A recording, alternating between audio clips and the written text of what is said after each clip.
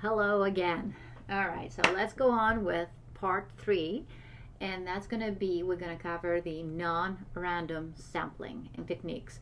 As the term implies, non-random means non-random, that it's convenience.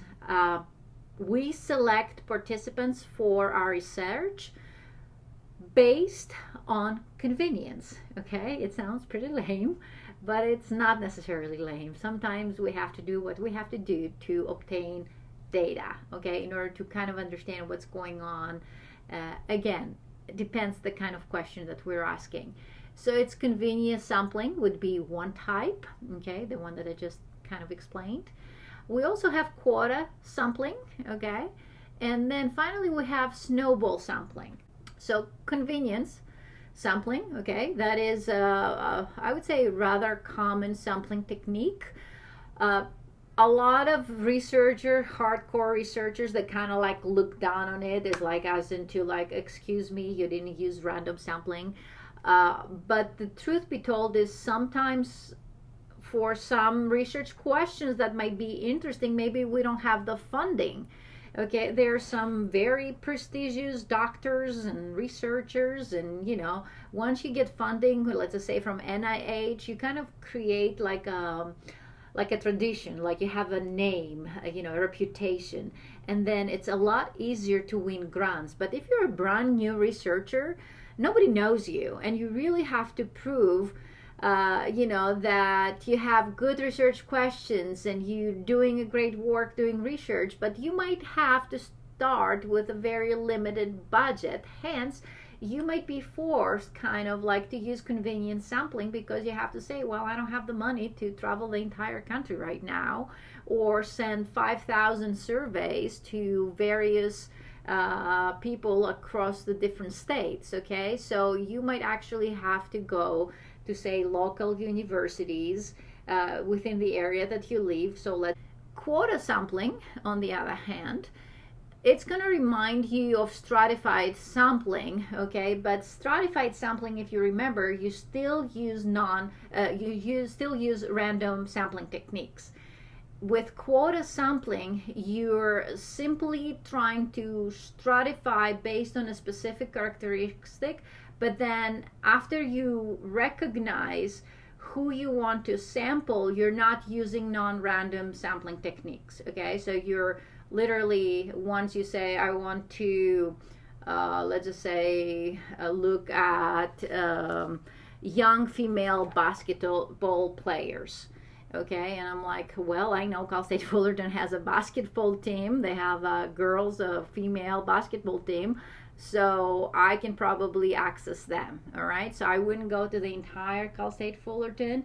I would be specifically targeting girls who play basketball or belong to a basketball team.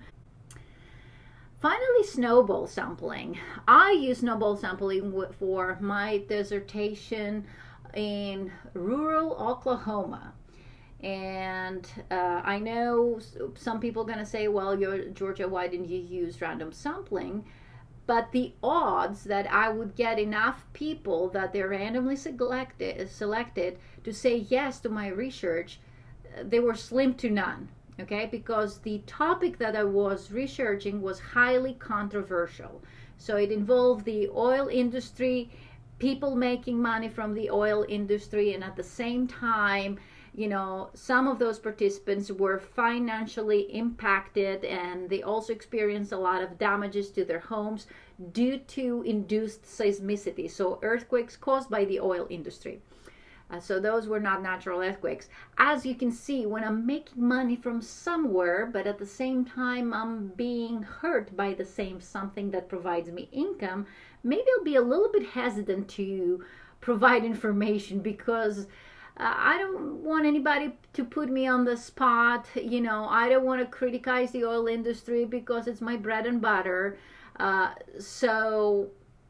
also, rural people, they're very tight-knit. Me as an outsider, especially coming from California, they were like, no siree.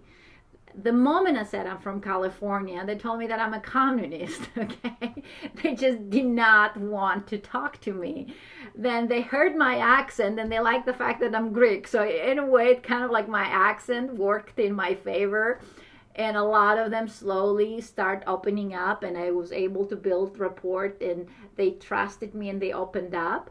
But again, then what happens is when I build trust with one person, that person says to me, oh, Georgia, you look like a good person, okay? Let me call Joe, and I think Joe will agree to be interviewed as well. I'll tell him that you're okay. So he called Joe, and then Joe says, Georgia, you're great. I really like what you're doing. Okay, I can trust you. Let me call Mary and Jake. So that was snowball sampling, okay? So it literally, the one participant brought me the next, and I stopped when I had enough participants, all right? So that was snowball sampling technique. For my research, probably was ideal, okay, to gain, because I did both quantitative and qualitative research. So it was a mixed methods design. I did like almost like a 2-hour interview with its participant, and then at the same time I increased my sample, and I also had an online survey that they had to answer a bunch of questions. So it worked fabulously, okay. And again, I could have gone random sampling, but then probably I would still be there trying to collect data. Question. So which category of sampling procedures is generally cheaper? Oh, and I realize I'm not wearing my microphone, so I'm wondering if you guys were hearing me all this time. Okay, so random versus non-random. I think that's a pretty easy question, right? Non-random is way, way cheaper. Okay, it's more convenient, it's less money, because you kind of like do what you got to do to obtain data, and you're not really focusing on to like everybody having an equal chance of being selected. Okay, again, that requires a lot of money, a lot of effort, and sometimes really it doesn't really matter so much of being random, depending again that question that we said before. All right, so a quick review, and then we'll wrap this up. Let's just say we have a high school of 1,000 students, 600 males and 400 females. We want to sample 10% of the students in a survey. How many males and females will be getting? Okay, so again, in non-random, 10% of 1,000, that would be 100, okay? So we're looking at 100 students being interviewed. And if we want to keep that ratio of 600 males to versus 400, 10% of them would be 60 males and 40 males, that equals 100. Okay, so in that case, we would literally recruit people until we meet 60 males and 40 females, and then we call it a day, all right? So that was non-random sampling techniques. Hopefully, the material that we cover is pretty straightforward. Let me know if you have any questions, all right? And that's it. I don't have anything else for today. Have a good one. Bye.